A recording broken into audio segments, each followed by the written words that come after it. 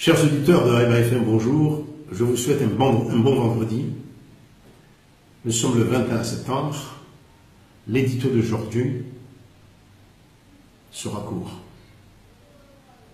Restons-nous des complices par notre passivité face à la campagne qui vise à dresser les Comoriens, à les séparer, à les diviser, à les opposer en tant que chiites et sunnites, et pousser même à la guerre religieuse. J'ai peur que, en ne le disant pas à ceux qui aujourd'hui mènent cette campagne, nous sommes des musulmans sunnites à 99 ou à 95%, et ce qui caractérise notre société, c'est la paix, c'est la tolérance vis-à-vis de tous. En ne le disant pas, nous prenons le risque de nous retrouver demain dans des affrontements physiques sanglants. Je me demande si ce n'est pas ça qui est recherché pour que la campagne électorale devienne non pas une campagne de choix de société, non pas une campagne où ceux qui veulent nous diriger, ceux qui sont candidats, vont répondre à nos questions sur comment lutter contre la pauvreté, comment bien éduquer cette population, que faire pour la santé, que faire pour que les citoyens aient une vie digne, puissent manger à leur faim, ne soient pas tentés de voler pour vivre, que les femmes ne soient pas tentées par désespoir de se prostituer, pour que les jeunes n'aient pas recours à la violence pour s'habiller comme des jeunes aiment le faire, mais que tout cela soit occulté, mis de côté, et qu'on parle d'une guerre, d'une djihad contre des chiites supposés être des non-musulmans. J'étais à Moélie récemment pour un mariage de la fille d'Hélène. Le discours qui a été fait par le prêcheur, un jeune grand Comorien que le président a amené, était intolérable. Intolérable de haine contre le chiite. Contre les chiites qui sont décrits comme des gens de mauvaise foi en notre sein qu'il faut absolument découvrir et combattre. C'était une cérémonie de mariage. Le prêcheur n'a pas pu s'empêcher de nommer l'ancien président Sambi. Que ne l'ont-ils pas dit quand il était là? Parce que nous, qui critiquions Sambi alors qu'il était là, sans peur,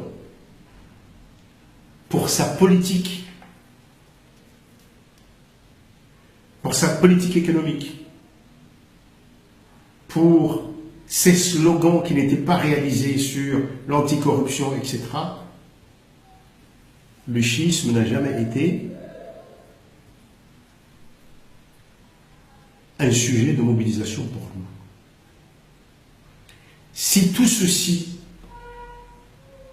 c'est pour lutter contre Sambi, aujourd'hui, vous avez dit que vous avez des preuves contre lui, ben jugez-le, mais n'allez pas non plus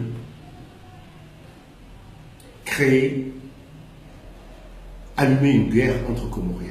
Ou est-ce une manière de préparer des affrontements en jouant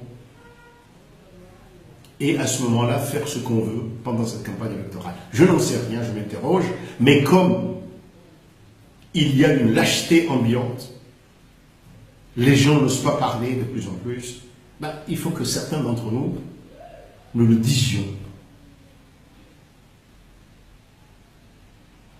Le chiisme a toujours été au Comores. Toujours. Contrairement à ce que disent certains des prêcheurs, là où il y a des guerres, ce sont généralement des pays à majorité chiite qui ont été longtemps dominés par des sunnites.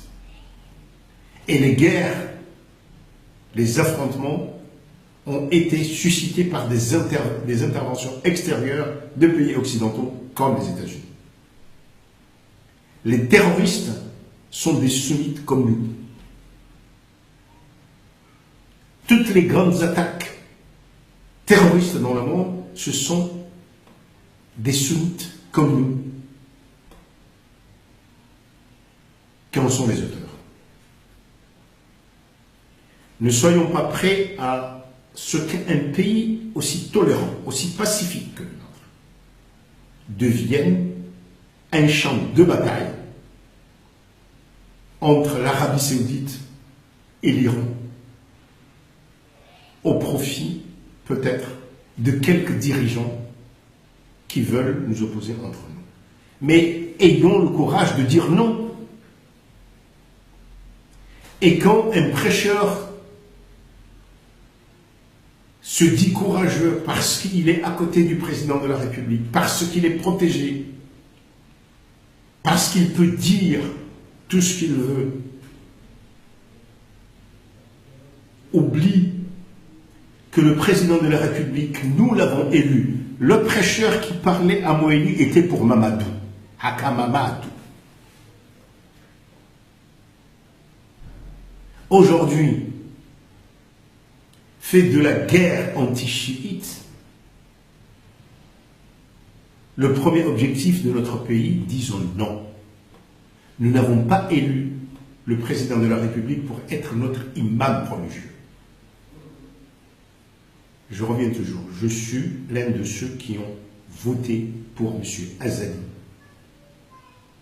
dans l'espoir qu'il transforme notre pays, qu'il devienne encore plus tolérant parce que tolérant par son développement, par l'accès de ces jeunes à la culture du monde,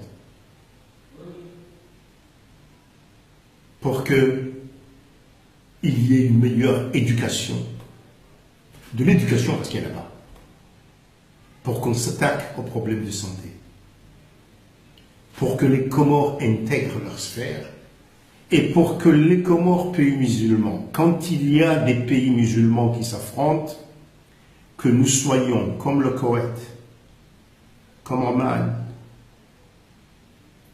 des pays qui nous sont très proches. Je dis le Koweït parce qu'il nous a beaucoup aidés. Comme ce pays-là, comme les grands pays musulmans, les très grands pays musulmans, l'Indonésie, l'un des plus grands, comme notre grand pays musulman, comme la Malaisie, comme d'autres pays musulmans ou chrétiens, comme la Tanzanie, nous soyons des voix de la paix et non de la guerre. Le discours anti-chiite aujourd'hui est un discours de division et qui n'a d'autre but que de cacher les problèmes réels auxquels nous devions tous, ensemble, faire face. C'est un discours de diversion, mais qui reste très très dangereux parce qu'il peut à tout moment déboucher dans des affrontements. Or, une petite guerre religieuse laisse des stigmates pendant des dizaines d'années, sinon des siècles. Le grand-père, la grand-mère avant de mourir, prend toujours soin de rappeler à ses petits-enfants ou arrière-petits-enfants que telle confrérie, telle obédience religieuse, ce sont les ennemis. Jusqu'à présent, nous ne connaissons pas des ennemis à ce niveau-là. Chers auditeurs de Rema FM, osez dire non au discours poussant à l'affrontement religieux entre les musulmans que nous sommes. Dieu seul sait qui de nous est soumis à lui. Lui seul le sait. À nous autres, il nous dit que ceux d'entre nous qui croient, il nous a dit de pratiquer les 5 piliers de l'islam. Il ne nous a pas dit d'être juge de l'authenticité islamique de chacun de nous. Merci.